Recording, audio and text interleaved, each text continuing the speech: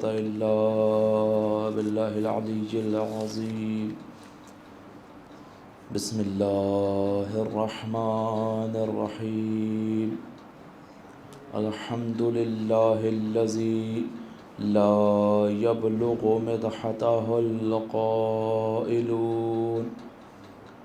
ولا يحصي نعماءه العادون ولا يؤدي حقه المجتهدون.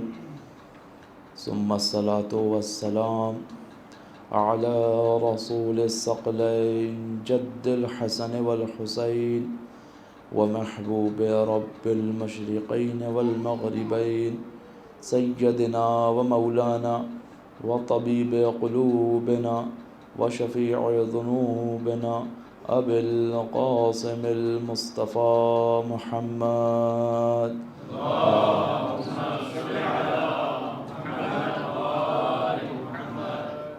وعلى أهل بيته الطيبين الطاهرين المعصومين المظلومين اللعنة الدائمة على أعدائهم أجمعين من الآن إلى قيام يوم الدين.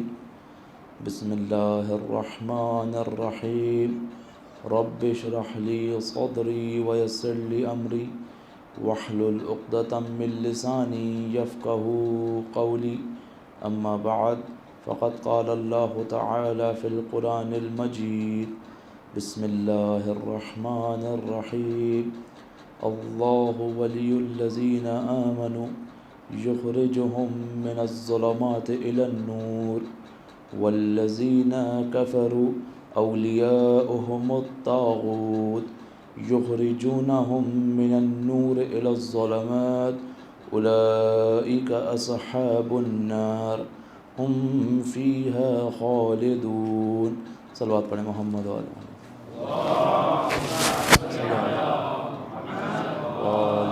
محمد وعجل فرج. آپ کے سامنے جس آیت کی تلاوت کا شرف حاصل ہوا بہت ہی مشہور اور معروف آیت الکرسی کا آخری حصہ کہ جس میں خداوند متعال ارشاد فرما رہا ہے انما اللہ ولی الذین آمنوا. اللہ ولی ہے کس کا؟ صاحبان ایمان کا. ولی ہے تو کیا کرتا ہے؟ یخرجہم من الظلمات الی النور. وہ تمہیں ظلم سے نکالتا ہے اور نور کی طرف لے کر جاتا ہے.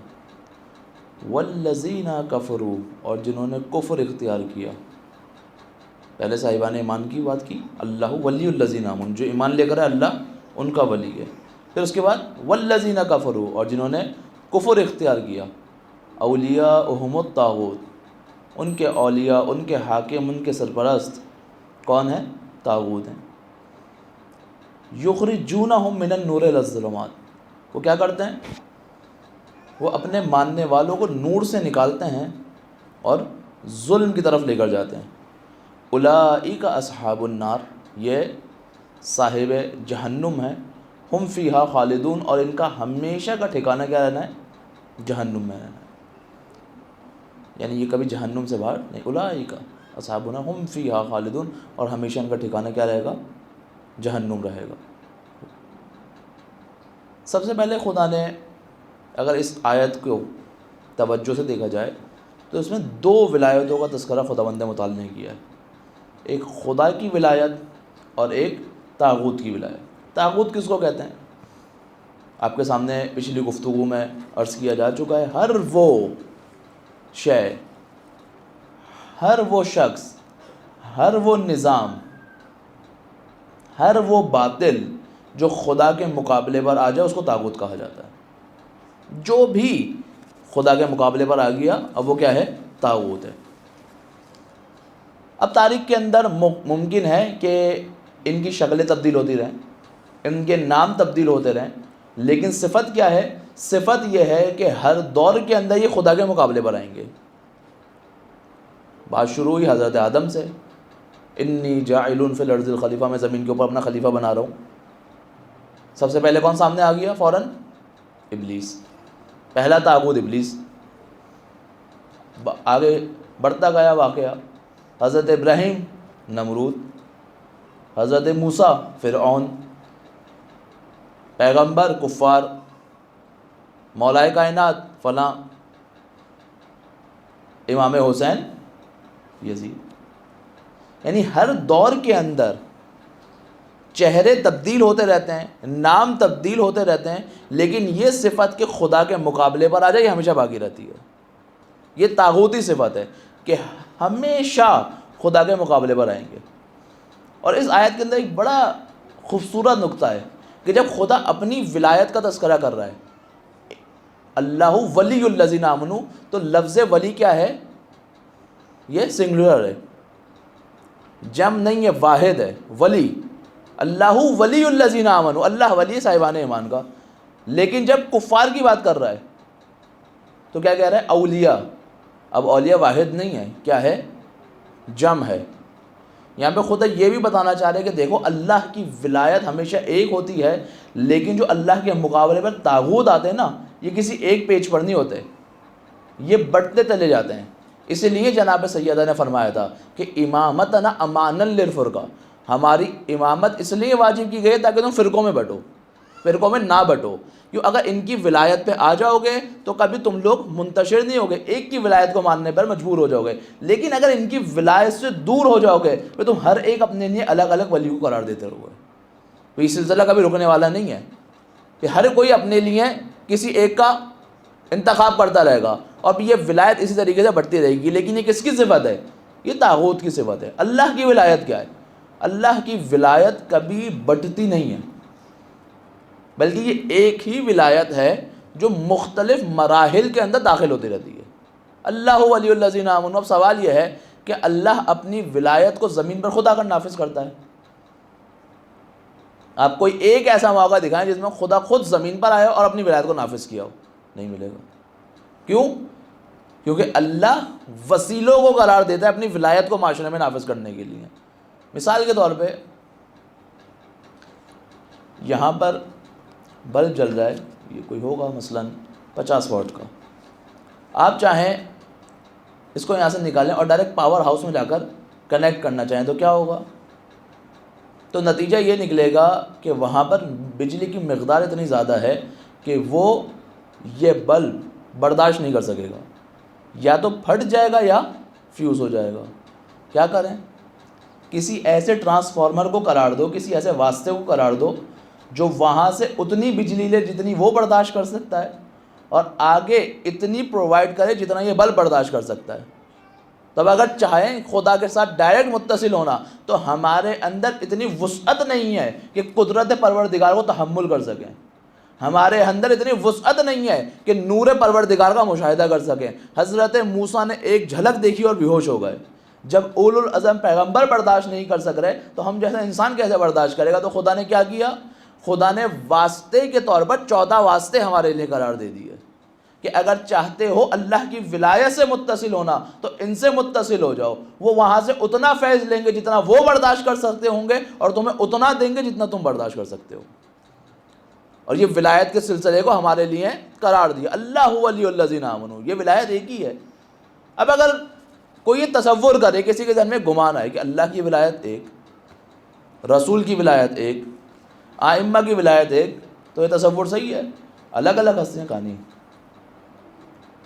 اگر کوئی یہ تصور کرے، کسی کے ذہن میں یہ گمان آئے کہ اللہ کی ولایت الگ ہے، ائمہ کی ولایت الگ ہے، انبیاء کی ولایت الگ ہے، تو یہ شرک ہے. کیوں؟ اللہ نے واضح طور پر کیا کہا ہے؟ اللہ ولی الذین آمنوا. ولی سنگل، ولایت تبدیل نہیں ہو رہی. وہی ولایت ہے جو خدا رسول کو دے رہا ہے، وہی ولایت ہے جو آگے بڑھ کر ائمہ کے پاس آ رہی ہے، وہی ولایت ہے ہر امام اپنے بعد والے امام کی طرف منتقل کر کے جا رہا ہے. ولایت تبدیل نہیں ہو رہی.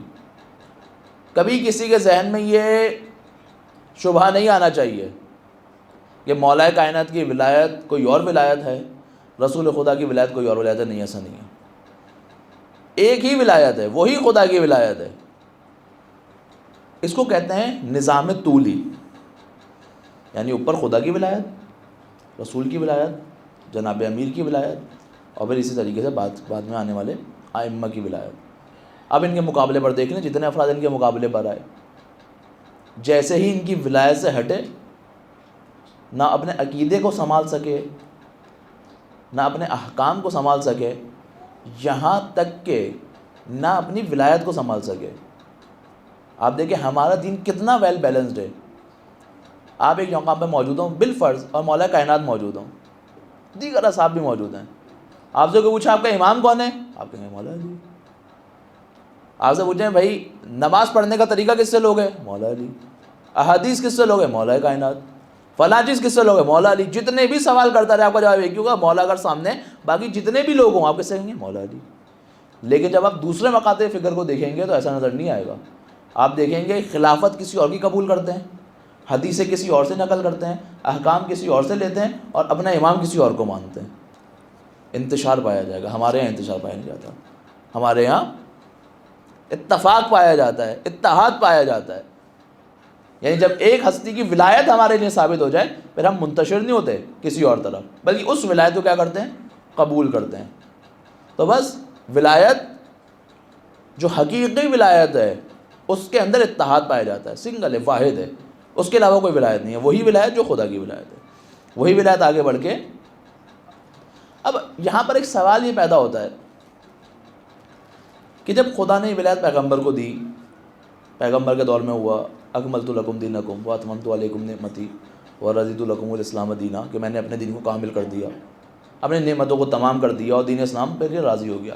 1,24,000 انبیاء پے در پہ آئے، شریعت کامل ہوتی گئی ہوتی گئی ہوتی گئی، ہر ایک ولی خدا آتا رہا، زحمات کرتا رہا، یہاں تک کہ شریعت کیا ہو گئی، کامل ہو گئی، یہ شریعت کمپلیٹ ہو گئی۔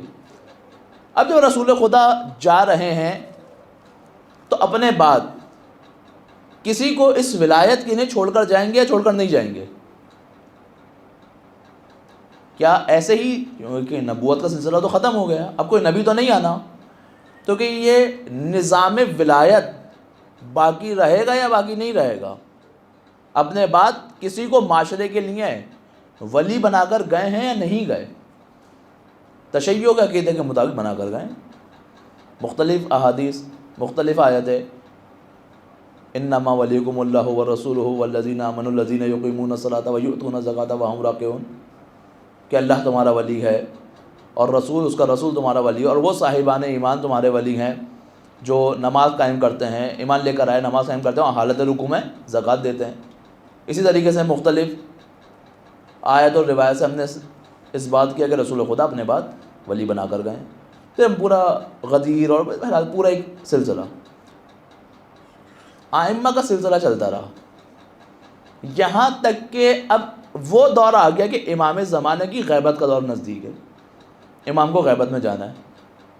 اب وہی سوال جو پہلے آیا تھا واپس پلٹے گا۔ جب رسول خدا جا رہے تھے تو اس امت کو تنہا چھوڑ کے گئے؟ نہیں چھوڑ کے گئے۔ اب جب امام زمانہ غیبت میں جا رہے ہیں تو اس امت کو تنہا چھوڑ کر جائیں گے؟ ہاں یا نا؟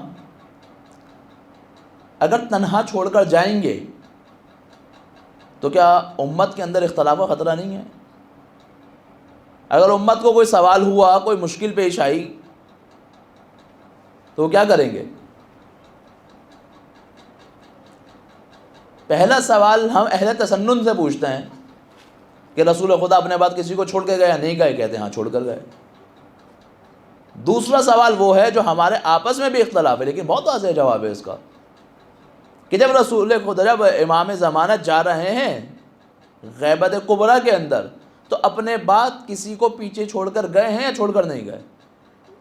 اگر چھوڑ کر نہیں گئے، کسی کو چھوڑ کر نہیں گئے، تو اس کا مطلب یہ ہے کہ امت جو چاہے کرے، امت کے پاس کوئی گائیڈنس نہیں ہے۔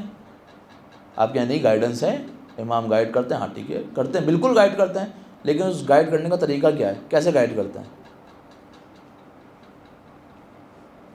بہت سے لوگ کہتے ہیں کہ ہم کسی کو بھی نہیں مانتے، ہم ڈائریکٹ امام زمانہ کی تقلید کرتے ہیں، ہم کسی کو نہیں مانتے، صرف امام زمانہ کو فالو کرتے ہیں، کسی کو مانتے ہی نہیں ہے۔ خوب، یہ تو جدید زمانے کے مسائل آ رہے ہیں، آپ امام سے جواب لے کر آئے ہمارے لیے۔ مثلا رسول خدا کے دور میں کیمرہ موجود نہیں تھا، آج موجود ہے، وہ روایت سے نکال کے دکھائیں جواب، اس کیمرے کا استعمال جائز ہے یا جائز نہیں ہے؟ بہت ساری ایجادات، انوینشنز ابھی کچھ 100-200 سال کے اندر ہوئی ہیں. جتنی تیزی سے ترقی کمپیوٹر بننے کے بعد ہوئی ہے، بائنری ڈیجٹ کے وجود میں آنے کے بعد ہوئی ہے، 0 1 کے بعد ہوئی ہے، اتنی پہلے اتنی تیزی سے نہیں ہوئی. جنہوں نے پچھلے 50-100 سال کا عرصہ دیکھا ہے وہ اس بات کو بخوبی سمجھتے ہیں کہ 80s کے آخر سے لے کے اب تک جتنی ترقی ہوئی ہے شاید پچھلے 200 سال میں نہ ہوئی ہو جتنی اس 40 سال 50 سال کے عرصے میں ہوئی ہے. بہت تیزی سے ترقی ہوئی ہے، بہت تیزی سے نئی نئی انوینشنز آئی ہیں. خوب کس کا استعمال صحیح ہے کس کا نہیں ہے جائیں جواب لا کے دیں. اگر ڈائریکٹ امام سے کسی کا رابطہ ہے، اس کا مطلب یہ ہے کہ امام کسی کو چھوڑ کر گئے ہیں. اگر کسی کو چھوڑ کر نہیں جائیں گے تو امت کے پاس کوئی رائے حل نہیں ہوگا. وہ خدا کے سامنے شکوہ کر سکتے ہیں، اے بار الہ، ہم تک تیرا دین پہنچانے والا کوئی تھا ہی نہیں، ہم ٹھہرے اردو زبان، قرآن آیا، روایت آئی آیت عربی کے اندر، ہم کیسے بیان کریں، ہم کیسے سمجھتے؟ اگر کوئی ہوتا بیان کرنے والا تو ہماری نواز ہو جاتی بات. اور خدا کیا کہتا ہے؟ آخرت میں تمہارے کوئی بہانے کام آنے والے نہیں ہیں. اس کا مطلب یہ ہے کہ رسول کسی کو چھوڑ کر گئے تھے اور اسی طریقے سے امام زمانہ بھی کسی کو چھوڑ کر گئے. وہ اب چھوڑ کر گئے ہیں تو کس کو چھوڑ کر گئے؟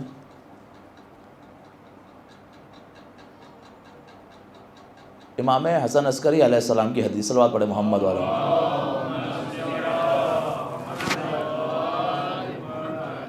کہ دیکھو اگر ہمارے بعد تمہیں کوئی مشکل پیش آئے تو کس کی طرف رجوع کرنا؟ وہ افراد جو ہماری احادیث کو تمہارے لیے نقل کرتے ہوں. کیوں؟ کیونکہ وہ ہماری طرف سے تم پر حجت ہیں اور ہم حجت خدا ہیں. وہ ہماری طرف سے تم پہ کیا ہیں؟ حجت. حجت کس کو بولتے ہیں؟ یعنی اگر کوئی چیز تمہارے لیے بیان کر دیں اور تم اس پر عمل کر لو، تم خدا کے سامنے جواب دے سکتے ہو، اے پروردگارہ میں نے جو یہ عمل کیا ہے اسلامی قوانین کے مطابق سمجھ کر عمل کیا ہے، کیونکہ مجھے فلاں شخص نے کہا تھا اس کام کو انجام دینے کے لیے، اور تیرے ولی نے کہا تھا کہ اس کی بات تمہارے لیے حجت ہے، میں نے عمل کیا. اسی سے ملتی جلتی حدیث امام زمانہ سے ملتی ہے. یہ کچھ نشانیاں، ہاں نشانیاں ہیں. پہلی نشانی کیا ہے؟ ایسے افراد کیا ہوں گے؟ اپنے مولا کے مطیع ہوں گے، کبھی اہل بیت کے فرامین کے خلاف نہیں جاتے ہوں گے، کبھی اپنی خواہش کے مطابق کسی بات پر عمل کرنے کو نہیں کہتے ہوں گے. دوسری نشانی کیا ہے؟ خدا کے دین کے محافظ ہوں گے، خدا کے دین کے محافظ ہوں گے. آج ہماری ذمہ داری ہے کہ دیکھیں معاشرے میں کون سے ایسے علماء موجود ہیں کہ جن سے آج کا طاغوت خوف زدہ ہے، کیونکہ طاغوت ہر دور کے اندر ہوتا ہے. ایسا نہیں ہوتا کہ جس طریقے سے خدا کا نظام چل رہا ہے اسی طریقے سے شیطان کا نظام چل رہا ہے. شیطان نے خدا سے مہلت مانگی ہے. اس مہلت کا مطلب یہ ہے کہ جب تک شیطان باقی ہے وہ فتنہ پھیلاتا رہے گا. جب تک شیطان باقی ہے اس کی ولایت باقی رہے گی، اور اس طرح سے جب تک خدا باقی ہے خدا کا نظام باقی رہے گا. خدا ابدی اور ازلی، اس کا مطلب یہ ہے خدا کا نظام ہمیشہ باقی رہے گا اور خدا کی ولایت ہمیشہ معاشرے پر نافذ رہے گی. بس اب یہ جو افراد ہیں کہ جو دین کی حفاظت کرنے والے ہیں، اپنے نفس کی حفاظت کرنے والے ہیں، اپنے مولا کے مطیع ہیں، ان کی ولایت کون سی ولایت ہوگی؟ یا کوئی نئی ولایت ہوگی؟ کیا ان کی ولایت کوئی چھوٹی ولایت ہوگی؟ کیا ان کی ولایت وہ ولایت ہوگی جو مثلا ہمارے اوپر لازم نہیں ہوگا بات ماننا؟ اللہ کی ولایت واحد ولایت ہے، اس کے اندر جم پائی نہیں جاتی. یہ وہی ولایت ہے جو خدا کی ولایت ہے، یہ وہی ولایت ہے جو نبی کی ولایت ہے، یہ وہی ولایت ہے جو ائمہ کی ولایت ہے. ممکن ہے کہ کسی ولایت کے اندر اختیار زیادہ ہو، کسی ولایت کے اندر اختیار کم ہو. مثلا باپ ولی ہوتا ہے اولاد کا، لیکن اس کی ولایت کے دائرے کو تھوڑا چھوٹا کر دیا. شوہر ولی ہوتا ہے اپنی زوجہ کا، اس کی ولایت کے دائرے کو چھوٹا کر دیا. اسی طریقے سے ائمہ جب ان علماء کو ہمارے لیے حجت بنا کر جا رہے ہیں اور نشانی بتا کر جا رہے ہیں. اب ان کی ولایت بھی وہی ولایت ہے. اب اگر کسی فعل کو یہ دیکھتے ہوئے کہتے ہیں کہ آج کے دور میں دین کی اس سے بدنامی ہوتی ہے, ہمیں اس کو انجام نہیں دینا, تو اب ہم پہ حرام ہے اس کام کو انجام دینا. اب اگر یہ کسی کام کو کرنے کا حکم دے دیں, آج آپ دیکھیں کون سے ایسے افراد ہیں کہ جنہوں نے معاشرے کے اندر دین کو بچایا ہے. 20 کلومیٹر دور رہ گئی تھی داعش امام حسین کے حرم سے, ایک آیت اللہ سستانی کے فتوے نے پوری داعش کو عراق سے اکھاڑ کے باہر پھینک دیا. آج آپ دیکھیں کون سے ایسے علماء ہیں جو پوری دنیا کے اندر اس دین کی حفاظت کر رہے ہیں. آج آپ بتائیں اس کانٹیننٹ میں دنیا میں کتنے % شیعہ ہیں, اس میں سے آپ بتائیں کون سا ایسا ملک ہے جو اس کانٹیننٹ میں اس چھوٹے سے ملک کے اندر بھی آ کر آپ کی خدمات انجام دے رہا ہے. بتائیں کتنے شیعوں کے مدرسے یہاں پر ہیں. وہ میری نظر سے 2 گزرے ہیں, ایک یہاں پر ہے اور ایک باہر ہے. کس نے بنایا؟ کوئی سوچے تو انسان کہ کس کی مخالفت کر رہا ہے, اور جس کی مخالفت کر رہا ہے وہ مخالفت انسانوں کہاں تک لے کر جا رہی ہے. کبھی سوچے تو انسان کہ اگر ان کو نہ مانے تو کس کو مانے.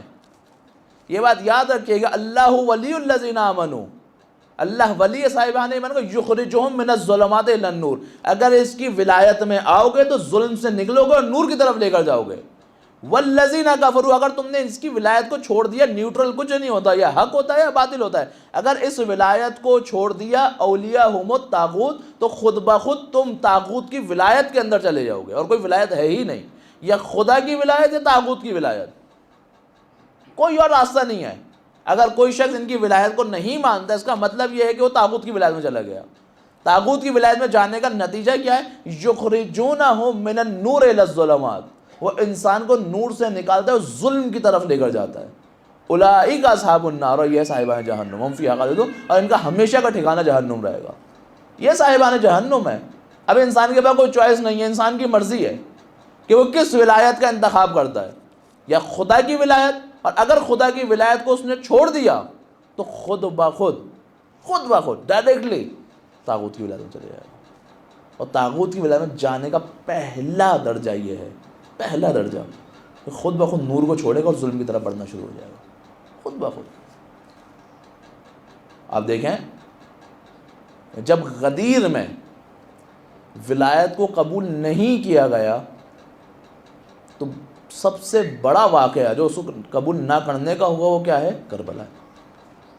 کیوں؟ کیونکہ اگر اس ولایت کو قبول کر لیا گیا ہوتا تو ممکن ہی نہیں تھا کربلا پیش آئے, ممکن نہیں تھا.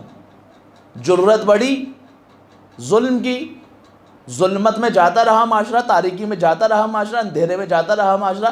یہ حد آ گئی کہ نواسہ رسول کو مسلمانوں کی موجودگی میں مسلمانوں نے کلمے پڑھتے ہوئے خدا کے نام پر شہید کر دیا. اس سے بڑا ظلم اور کیا ہوگا؟ جب ولایت خدا کو انسان چھوڑتا ہے, پستی بچتی نہیں ہے, پست سے پست ہوتا رہتا ہے, گرتا رہتا ہے نیچے. اور امام سجاد نے دربار شام میں اسی ولایت کو یاد کروایا ہے کہ جو مجھے جانتے ہیں مجھے جانتے ہیں, جو مجھے نہیں جانتے میرا تعارف سن لیں میں کون ہوں. کیوں یزید ڈر رہا تھا؟ اجازت نہیں دے رہا تھا امام کو. جب امام نے کہا اے یزید مجھے اجازت دے, میں اس لکڑیوں کے انبار پہ جا کے کچھ کہوں, وہ کہوں کہ جس سے خدا راضی ہو, وہ کہوں کہ سننے والوں کو ثواب ملے. یزید راضی نہیں ہو رہا. کیوں راضی نہیں ہو رہا؟ جانتا ہے کہ اگر اس ولایت کا تذکرہ کر دیا جو ولایت حق کا ہے تو یہ دربار میرے مقابلے پر آ جائے گا. اور یہی ہوا جب امام کیا کروایا, امام نے اس ولایت خدا کا تعارف کروایا کہ میں کون ہوں, کیا خوبیاں خدا نے ہمیں عطا کی ہیں, کیا فضیلتیں خدا نے ہمیں عطا کی ہیں. اس ولایت کو پہچانے آج کے دور میں. جتنا زیادہ انسان دور ہوتا رہے گا اتنا زیادہ تاریکی میں جاتا رہے گا, اتنا زیادہ ظلمت میں جاتا رہے گا. اور جتنا زیادہ اس ولایت کو پہچان کے اس کے نزدیک آتا رہے گا, خود بخود اس مرحلے میں آ جائے گا کہ در حقیقت نور خدا کے اندر آ جائے گا۔ یہ ولایت کون سی ہے؟ وہی ولایت رسول خدا۔ پہچانیں، دیکھیں، ڈھونڈیں، ذمہ داری ہے۔ ہمارا ایک ایک عمل امام کے ظہور کو نزدیک بھی کرتا ہے اور دور بھی کرتا ہے۔ ایک ایک عمل، ایک ایک فکر امام کے ظہور کو نزدیک بھی کرتی ہے اور امام کے ظہور کو دور بھی کرتی ہے۔ ایک عالم دین بڑا شکوہ کرتا تھے امام زمانہ سے، مولا آپ آتے نہیں ہیں، اتنے تو اصحاب ہیں، اتنے تو چاہنے والے ہیں آپ کے، اتنے علماء موجود ہیں۔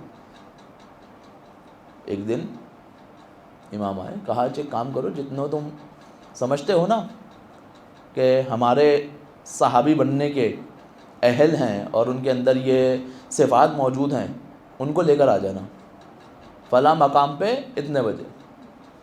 ہاں بس ایک کام یہ کرنا کہ آنے سے پہلے چند بکریوں کو باندھ دینا اوپر جا کر، اور ایک کسائی کو مجھے دے دینا۔ ٹھیک ہے۔ وقت ہوا، امام نمودار ہوئے، لوگ موجود ہیں نیچے، سب دیکھ رہے ہیں امام کو۔ اب امام نے اوپر جا کر کہا میں جس کا نام لوں وہ آ جائے اوپر۔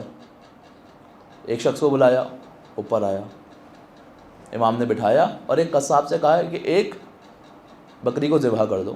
بکری کو ذبح کیا، خون نالی سے ہوتا ہوا نیچے آیا۔ لوگوں نے دیکھا یہ اوپر گیا تھا، خون نیچے آیا۔ تھوڑی دیر میں دوسرے شخص کو کہا کہ فلاں شخص کو اوپر بھیجو، اوپر بھیجا۔ پھر مولانا نے قصاب سے کہا ایک اور بکری کو ذبح کر، بکری ذبح ہو، پھر خون نیچے۔ تیسری بار بھی ایسا ہی ہوا۔ چوتھی باری میں امام نے اس عالم کو جس کے ذریعے سے لوگوں کو بلایا گیا تھا اس کو اوپر بلا لیا، بیٹھے، پھر ایک بکری کو لیا، قصاب سے کہا اس کو ذبح کرو، جب ذبح کیا خون نیچے۔ اب جب لوگوں نے یہ دیکھا نا کہ وہ عالم جس کا امام سے رابطہ ہوا تھا اور یہ خون، ڈر گئے کہ جب اس عالم کا یہ حال ہوا تو ہماری کیا حیثیت ہے، ہمارے تو اعمال بھی ایسے نہیں ہیں۔ ایک ایک کر کے بھاگنا شروع کیا، یہاں تک کہ نیچے سے سب چلے گئے۔ امام اس عالم کا ہاتھ پکڑتے ہیں، نیچے لے کر آتے ہیں، کہا بتاؤ کہا ہے میرے چاہنے والے؟ کہا مولا ابھی یہیں تھے۔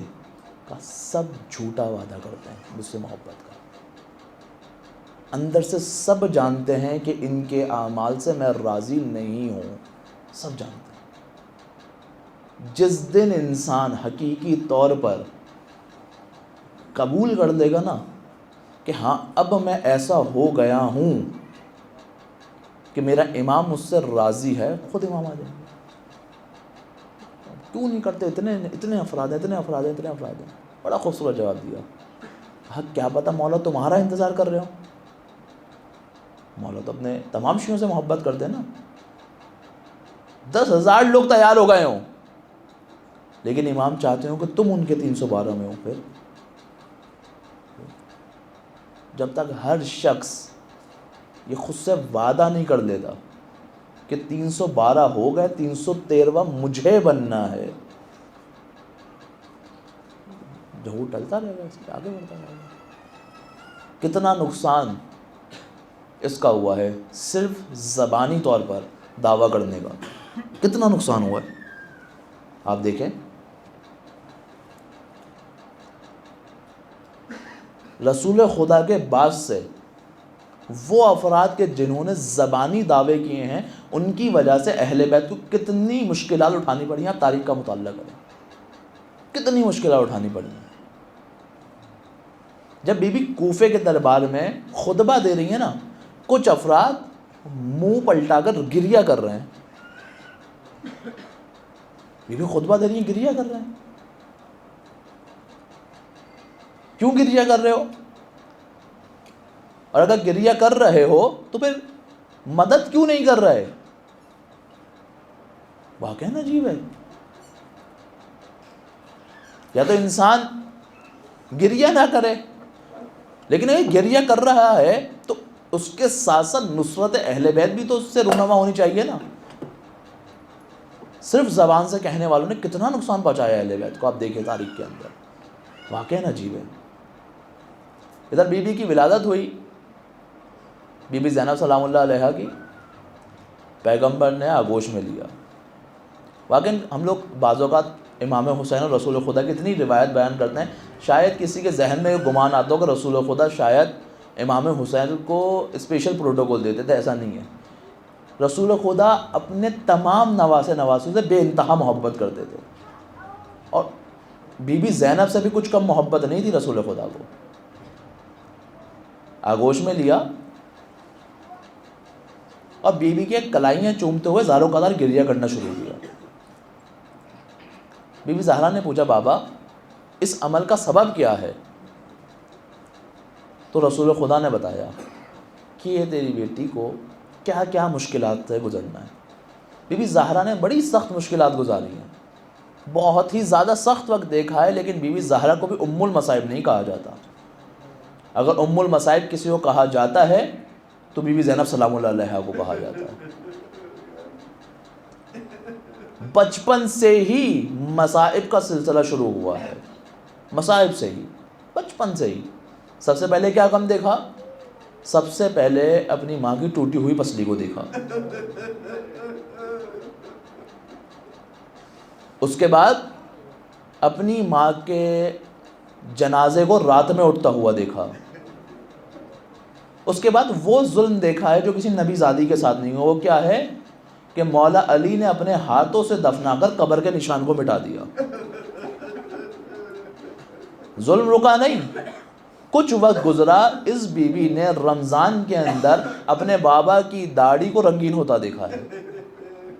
جب امام علی کو امام حسن اور امام حسین لے کر آ رہے تھے نا، تو امام حسن نے امام علی کی حالت کو دیکھ کر گریہ کیا. امام نے دلاسا دیا کہ بیٹا یہ تو چھوٹا سا زخم ہے، ٹھیک ہو جائے گا. جب امام حسین کو روتا دیکھا تو دلاسا دیا، بیٹا کوئی مسئلہ نہیں، خدا کا امتحان ہے، ٹھیک ہو جائے گا. اور پھر جب مولا کو ان کے آرام گاہ کے پاس لے کر گئے ہیں اور مولا کی دونوں شہزادیاں بی بی زینب اور ام کلثوم آئیں اور مولا کی اس حالت کو دیکھ کر گریہ کرنا شروع کیا ہے نا، تو مولا نے جب امام حسن نے گریہ کیا تھا دلاسا دیا تھا، جب امام حسین نے گریہ کیا تھا دلاسا دیا تھا، لیکن جب بی بی نے گریہ کرنا شروع کیا ہے نا، تاریخ یہ کہتی ہے مولا بی بی زینب کا چہرہ دیکھتے جاتے تھے اور گریہ کرتے جاتے تھے. نہیں معلوم مولا کس منظر کو دیکھ کر گریہ کر رہے ہیں.